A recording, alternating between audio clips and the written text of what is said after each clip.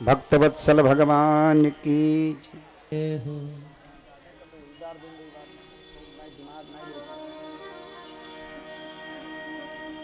तो विश्व मोहिनी भगवान ने एक पंक्ति में देवताओं को बैठाला, एक पंक्ति में दैत्यों को बैठाला और बलि इत्यादि दैत्यों से कहा,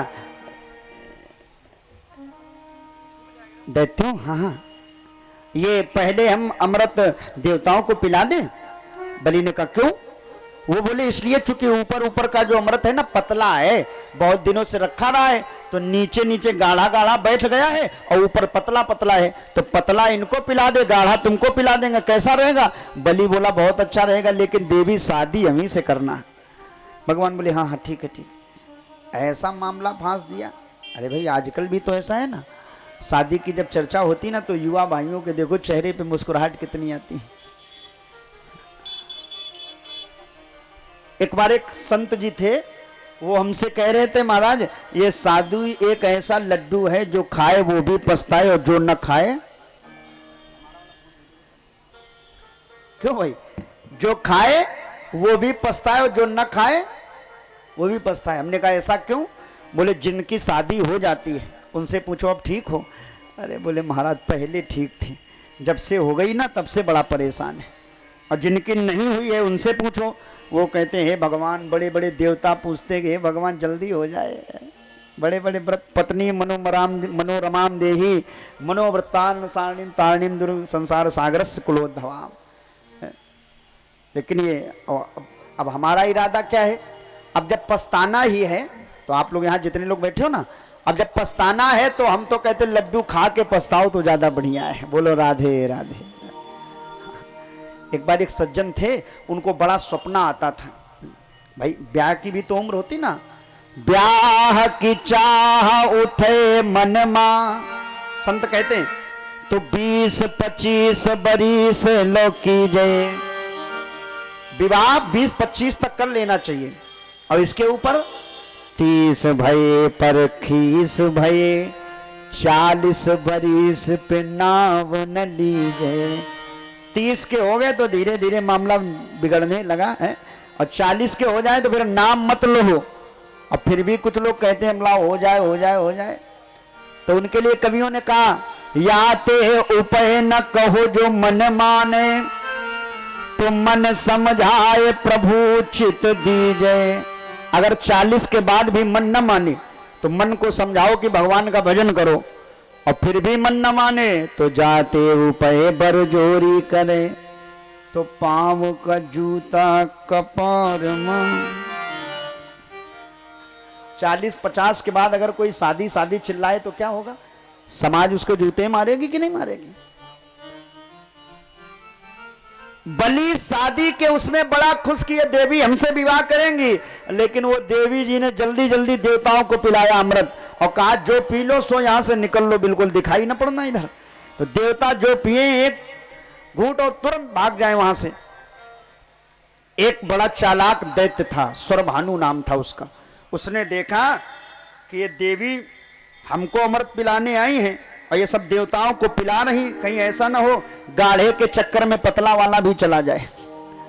तो उसने क्या किया, रूप बदल लिया, सूर्य और चंद्रमा के बीच में जाकर के बैठ गया और जैसे ही उसको अमृत पिलाया गया, उसी समय सूर्य देवता ने कहा कि प्रभु ये तो दैत्य है, इसको क्यों पिला दिया? भगवान ने इतना सुना, सुदर्शन चक्र को आदेश दिया और चक्र जैसे ही उस दैत्य के सर पर जाकर के लगा, सरधर से अलग हो गया। लेकिन अमृत का प्रभाव ऐसा था मेरे भाई बहन कि वो दैत्य मरा नहीं, 2 भागों में जीवित हो गया। राहु और जो समय आने पर चंद्र ग्रहण में चंद्रमा को कष्ट देते हैं और सूर्य ग्रहण पर अमावस्या में सूर्य को कष्ट देते हैं, यही राहु है। ग्रसई राहु निज संधिनी पाई। अब तो देवताओं और दैत्यों में बड़ा भयंकर युद्ध होता है। देवता कहते हैं अमृत के प्रभाव से हमारी ताकत थोड़ी अधिक हो गई है, बल बढ़ गया है, और दैत्यों की पराजय हो जाती, दैत्य मारे जाते। रणहा परम दारुणम, बहुत विशाल युद्ध हुआ। दैत्य अंग भंग हो गए, कुछ दैत्य बिचारे गए शुक्राचार्य जी के पास जो मृत संजीवनी विद्या जानते थे। उन्होंने दैत्यों को पुनः जीवित कर लिया। कहा बलि अब तुम एक काम करो, अगर लड़ झगड़ करके कोई वस्तु प्राप्त न हो तो उसे प्यार से अपना लो।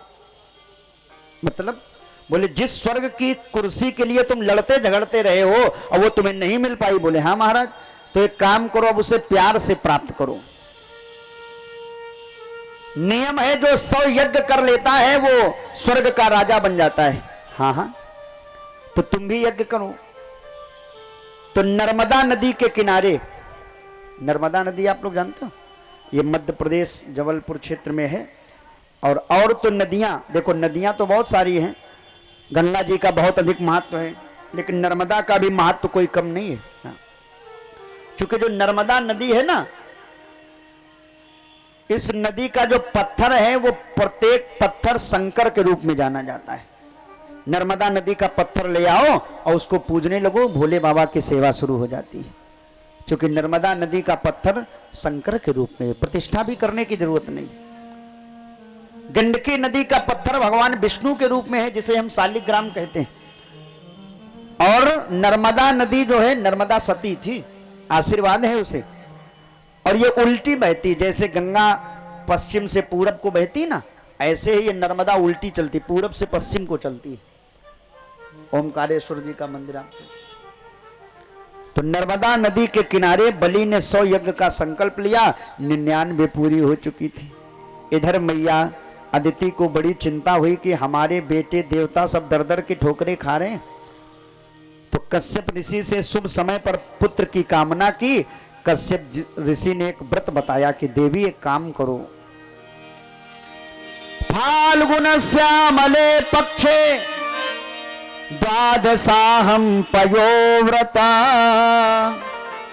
एक काम करो देवी, फागुन के महीने में शुक्ल पक्ष की प्रतिपदा से लेकर के द्वादशी पर्यंत तक एक पयोव्रत है, उसका पूजन करो उस व्रत का, और उसके प्रभाव से तुम्हारे घर में साक्षात भगवान ही पुत्र बन के आ जाएंगे। तो मैया अदिति ने पूजा की, भगवान कुटिया में प्रकट हुए, कहा देवी वरदान मांगो। तो अदिति ने कहा प्रभु दे सकते हो तो आप हमारे घर में लाला बन के आ जाओ। ठीक है, भगवान ने आशीर्वाद दिया। इधर भादव का महीना, शुक्ल पक्ष, द्वादशी तिथि, दिन के बजे 12 और मैया अदिति के कुटिया में भगवान 52 भगवान प्रकट हो गए। बोले 52 भगवान की। 52 अंगुल के छोटे से 52 भगवान, बड़ा सुंदर स्वरूप है 52 भगवान का। देखने वालों ने जिस समय देखा, देवताओं ने आकाश से पुष्प की वृष्टि की। धन्य है मैया अदिति, इतने विराट भगवान को इतना छोटा सा बना लिया आपने, केवल 52 अंगुल के, इतने बड़े। तंबटुम वामनम दृष्ट्वा मोदमाना महर्षया कर्माणि कारयामासु पुरस्कृत्य प्रजापतिम। जिस समय 52 भगवान को कश्यप ऋषि ने देखा, कहा लाला आओ। अब हमारे आप लाला बन गए, लेकिन हो तो परमात्मा चरणों में प्रणाम किया। 52 भगवान ने कहा पिताजी ये न करो, अब तो आप हमारे पिता हो, प्रणाम किया। कहा हमारा जनेऊ करवा दो। तो ब्राह्मण बच्चों के जो जनेऊ होते ना, वैसे जनेऊ तो तीनों वर्गों के लिए, ब्राह्मण क्षत्रिय वैश्य तीनों के लिए। लेकिन आजकल तो लोग पहनते नहीं, आपको पहनाया गया पूजन में, है ना। हाँ, जनेऊ के प्रकार अलग है, पहनने के प्रकार अलग है, गायत्री अलग है, इतना है केवल फर्क। बाकी पहनना सबको चाहिए, लेकिन आजकल हो नहीं पाता है साहब। ब्राह्मण के ही बच्चे नहीं पहनते, बहुत बार तो हमने देखा है। जैसे ब्राह्मण का जनेऊ जो होता है 96 चौवा का, उनकी गायत्री 24 अक्षर की, और जो जनेऊ होता वो सूत का, सूती जनेऊ। छत्री का जनेऊ रेशम का, 94 चौवा का, गायत्री 23.5 अक्षर की, और वैश्य का जनेऊ ऊन का, ऊन का जनेऊ। गायत्री 23 अक्षर की, वो 92 चौवा का। तो 52 भगवान का यज्ञोपवीत हुआ। यज्ञोपवीत में कमंडल ब्रह्मा जी ने दिया, यज्ञोपवीत गुरु बृहस्पति जी ने धारण कराया। मेखलाम कश्यपो ददात, कश्यप जी ने मेखला दी, वनस्पतियों ने एक दंड दिया, पृथ्वी मैया ने खड़ाहू दी, और देव छत्रम जगतापते आकाश ने एक छाता दिया। अक्षमाला महाराज भोले बाबा ने रुद्राक्ष की माला प्रदान की। और जब भिक्षा का समय आया तो साक्षात मैया अन्नपूर्णा ने भिक्षा दी। अन्नपूर्णे सदा पूर्णे शंकर प्राण बल्लभे ज्ञान वैराग्य सिद्ध्यर्थम भिक्षाम देही च पार्वती। मैया अन्नपूर्णा ने भिक्षा दी, और भिक्षा लेने के बाद 52 भगवान बोले अब हम काशी पढ़ने जाएंगे। हाँ, ऐसा होता है। अब आजकल तो कह दिया जाता है काशी पढ़ने न जाओ, तो जो दीदी होती ना, बुआ जी, दीदी जी, मान्य पक्ष जो होते वो मना लेते, काशी न पढ़ो तुम्हारी शादी करवा देंगे। बोलो राधे राधे। पढ़ने नहीं जाते कोई। हाँ, 52 भगवान काशी पढ़ने निकले तो सबसे पहले काशी नहीं, सीधे कहां गए? जहां पर बलि की यज्ञ हो रही थी, बलि स्वाहा स्वाहा कर रहा था। जिस समय 52 भगवान चले ना, तो झांकी बड़ी सुंदर है, कवियों ने वर्णन किया। छोटे से 52 अंगुल के ठुमका लगा के चले ना, देखने वालों ने तो देखा, सोचने वालों ने सोचा, और ऊपर से देवताओं ने पुष्पों की वर्षा की। मतवारी या की चाल मेरो नंद जी को लाल, मतवारी या की चाल मेरो मतवारी या की चाल मेरो नंद जी को लाल, मतवारी या की चाल नंद जी को लाल, मतवारी या की चाल मेरो नंद जी को लाल, मतवारी या की चाल मेरो नंद जी को लाल, मतवारिया की चाल मेरो नंद जी को लाल, मतवारिया की चाल मेरो नंद जी को लाल।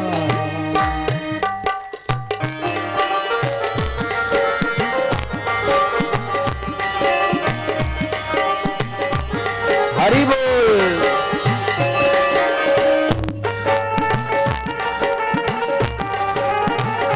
जय हो।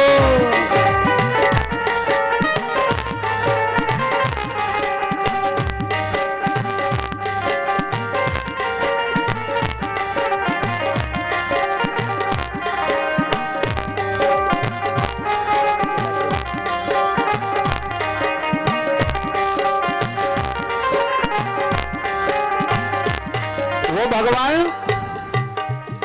तन पर पीतांबर नहीं रहा, एक छोटा काला कंबल है। पीतांबर नहीं रहा, एक छोटा काला कंबल है। वह साज नहीं, वह सवा नहीं, हाथों में दंड कमंडल है। साज नहीं वो समा नहीं, वो में दंड कमंडल है। मतवारी मतवारी आकी चाल मेरो नंद जी को लाल, मतवारी आकी चाल मेरो नंद जी को लाल, मतवारी आकी चाल मेरो नंद जी को लाल, मतवारी आकी चाल मेरो नंद जी को लाल। बन बावन कृपाल आयो बलि जी के द्वार, बन बावन कृपाल आयो बलि जी के द्वार, बन बावन कृपाल आयो बलि जी के द्वार, बन बावन कृपाल आयो बलि जी के द्वार। मतवारी मतवारी आकी चाल मेरो नंद जी को लाल, मतवारी आकी चाल मेरो नंद जी को लाल, मतवारी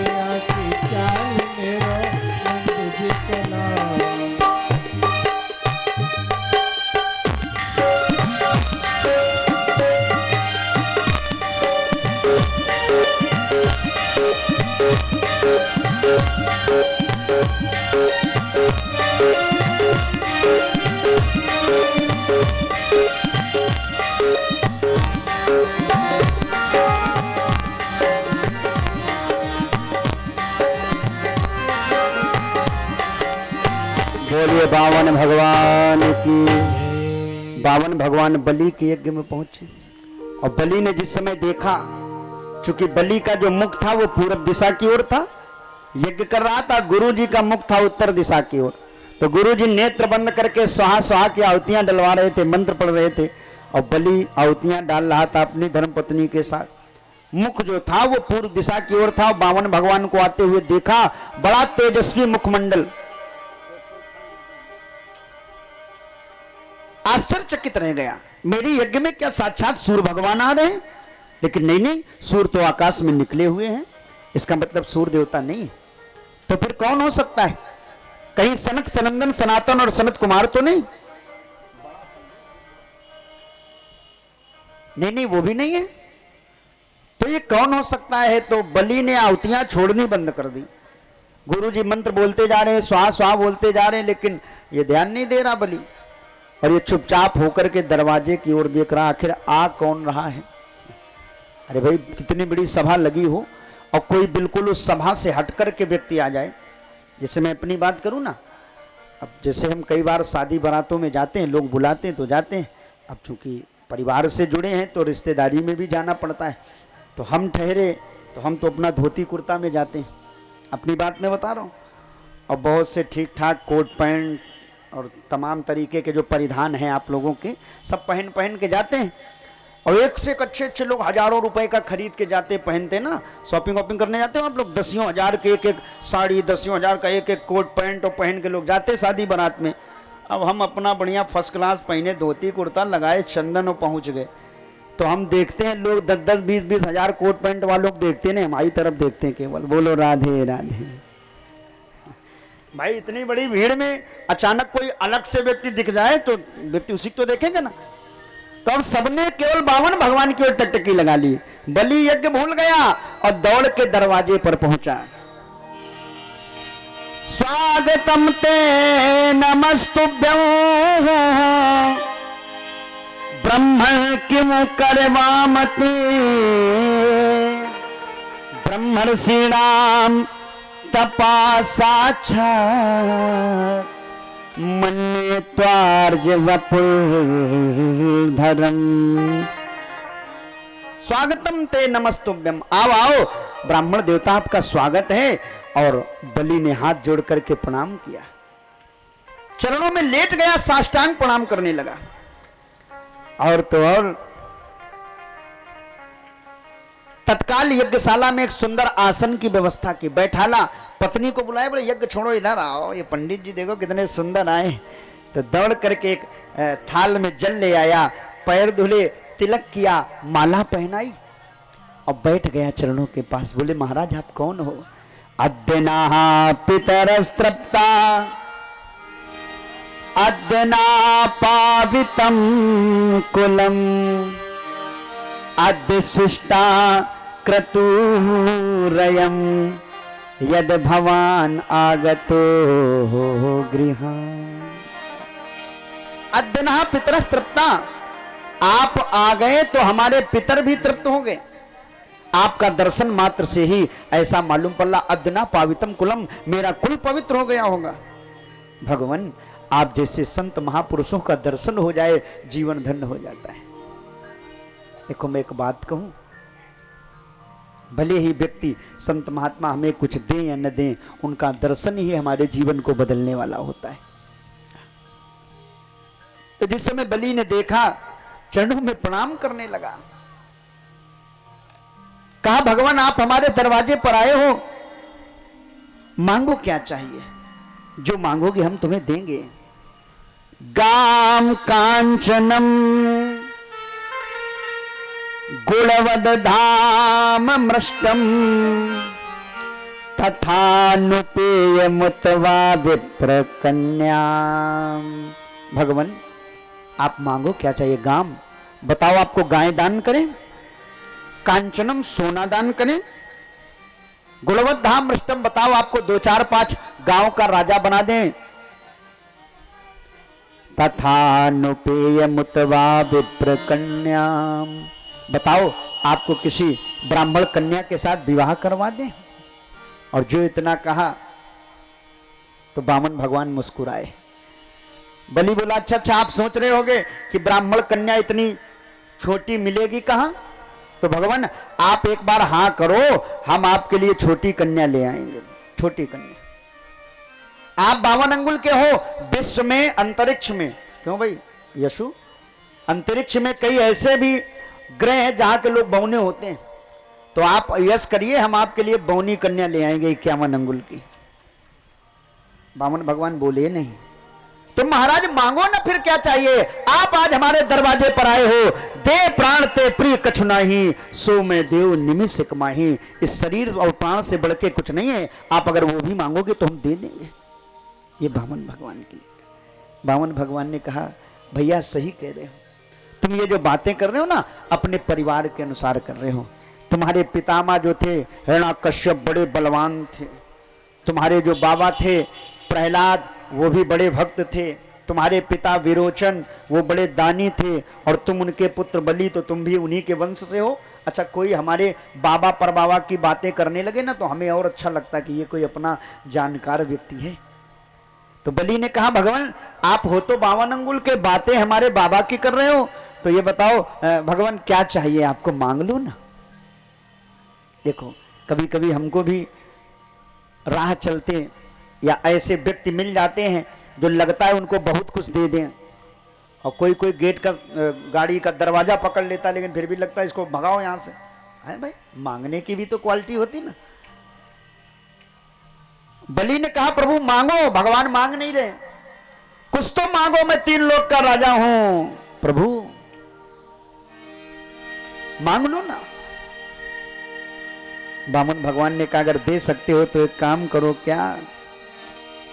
पदानि प्रीणदैत्रेन्द्र सम्यतान पदा मम। पदानि प्रीणदैत्रेन्द्र सम्यतानि पदा मम। जाना कुछ नहीं, केवल 3 पग पृथ्वी ही हमें दे दो, बस और कुछ नहीं चाहिए। और जो कहा 3 पग पृथ्वी सम्यतान पदा मम, और वो भी जो पृथ्वी होगी ना मैं अपने पैरों से नाप करके ही लूंगा। बलि बड़ी जोर से हंसा।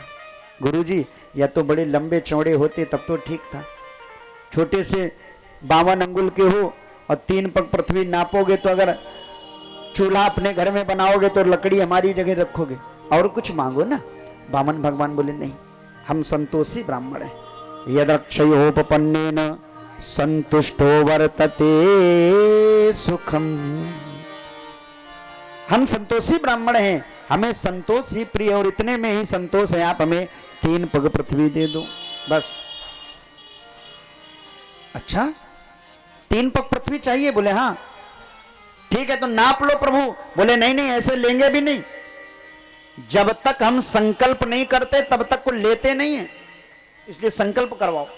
क्योंकि बिना संकल्प के द्वारा दी गई जो वस्तु होती है उसका लाभ नहीं मिलता, इसलिए संकल्प कराया जाता है हर चीज में कि ये चीज दान कर रहे हो संकल्प कर लो, है ना। मन से कर ले, संकल्प कर ले, ये तो संकल्प है। बलि बोला गुरु जी अब क्यों इंसल्ट कर रहे हो हमारी? एक तो इतनी चीज मांग रहे हो 3 पग पृथ्वी, और वो भी हम संकल्प करें तब। अरे गुरु जी रहने दो। नहीं नहीं ले लो, हमें चाहिए 3 पग पृथ्वी। अच्छा तो ठीक है नाप लीजिए आप, हम संकल्प करने के लिए तैयार हैं। और जो इतना कहा तब तक बलि के जो गुरु थे शुक्राचार्य जी वो दौड़ के आ गए। उन्होंने कहा बेटा ये कौन है? बोले महाराज ये हैं 52। अच्छा क्यों आए हैं? बोले 3 पग पृथ्वी लेने आए हैं। तो नेत्र बंद करके गुरु जी ने देखा तो 52 की जगह पर भगवान विष्णु दिखाई पड़े। बोले बेटा सुनो, ये ना 51 है ना 52, ये 53 है। क्यों? बोले ये 3 पग पृथ्वी में सब ले जाएंगे तुम्हारा और तुम्हें भिखारी बना देंगे। बलि बोला कौन है ये? बोले भगवान विष्णु हैं जो 3 पग पृथ्वी नापने आए हैं और तुम्हारा सब कुछ लेने आए हैं। अब तो बलि मुस्कुराया, बोला गुरुजी अब तो हम इनको वैसे तो मना भी कर देते, लेकिन अब मैं इनको जरूर दूंगा। क्यों? बोले ये दुनिया जिस भगवान के सामने जाकर के झोली फैलाती है और कहती प्रभु ये दे दो वो दे दो, और वो भगवान जो दुनिया को देने वाला है वो मेरे दरवाजे पर झोली फैला के खड़ा है। मेरे समान भाग्यशाली कौन होगा? और जो ही इतना कहा तो गुरुजी ने कहा बेटा हम तुम्हारे गुरु हैं और गुरु की बात को मानोगे नहीं। गुरु कह रहा मत दो। बलि बोला गुरुजी तुम आग में चले जाओ, हमें कोई मतलब नहीं। क्यों? बोले हमने सुना है जो भगवान के कार्य में बाधा डाले, कितना भी सगा से सगा संबंधी क्यों ना हो, उसको छोड़ दो। और जो भगवान के कार्य में सहयोग करे, भले ही वो हमारा कुछ ना हो लेकिन वो हितैषी होगा, लेकिन अपना करीबी हो और भगवान के काम में बाधा डाले, ऐसे व्यक्ति से दूरी बना लो, ज्यादा अच्छा है। किसने बनाई? तो ये कथा इसी कलयुग की मैं आपको सुनाने जा रहा हूं। मेवाड़ की रहने वाली मीरा, उसके पति दूधा जी, राणा जी देवर, विवाह हुआ। बाल्यकाल से ही माँ के साथ वो भगवान की पूजा करती थी, ठाकुर जी की पूजा शुश्रूषा किया करती थी बाल्यकाल से ही। विवाह होने के बाद ससुराल में भी उसने यही करना शुरू किया। तो हमने बताया ही था कि बहुत कम लोग हों जो अपने बच्चों से पूजा पाठ करावें। तो सास को आदि आदि लोगों को बड़ी समस्या हो गई। कोई कुछ वो कुछ कोई